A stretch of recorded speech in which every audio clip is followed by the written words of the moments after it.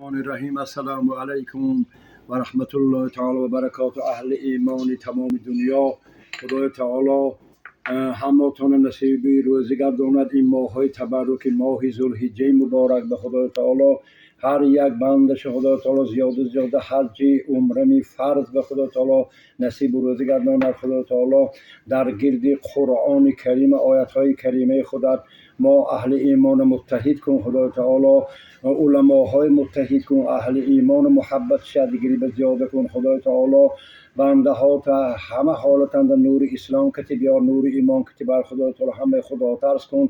خدا تعالی آخری کار همه بخیر کن. حج بیت الله هم برادرای ما عبادت کرده شده، حج کرده شدن. خدا تعالی حجاشان حج مقبول، سعی مشکور، گناهشان مغفرت کرده.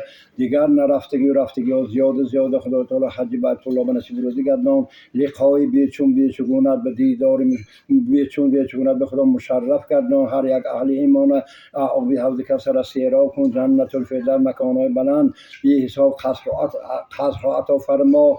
خدا تعالی در ریان جنت در آمدن به نصیب روزی گردان. همنشینی پیغمبر صلی الله علیه و سلم کن. خدا تعالی مایه خدا تعالی همه نعمت بزرگ خدا تعالی این دنیا هر یک بنده نور ایمان کتی بر. خدا تعالی با نعمت بزرگتر همه اهل ایمان اول تا آخر شفاعت رسول اکرم صلی الله علیه و سلم به نصیب روزی گردان. و آخر دعوانا ان الحمد لله رب العالمین. باز زیاده همه اهل ایمان خدا تعالی به این هلهله ماه مبارک عید قربان خدا تعالی مبارک گردان. خدا تعالی آخری کارامای بخیر کن، عبادت ما قبول کن. خدا تعالی توبه نصوحانه ما قبول کن، آخری کارامای بخیر کن. با نور ایمان بر خدا تعالی تمام دنیای مسافرین، تمام دنیای اهل ایمان خدای تعالی مسافرتان بودگی برادرای خدای تعالی سالم برده غانم بیار. محفظنگی برادرای خدا نجات عطا فرما.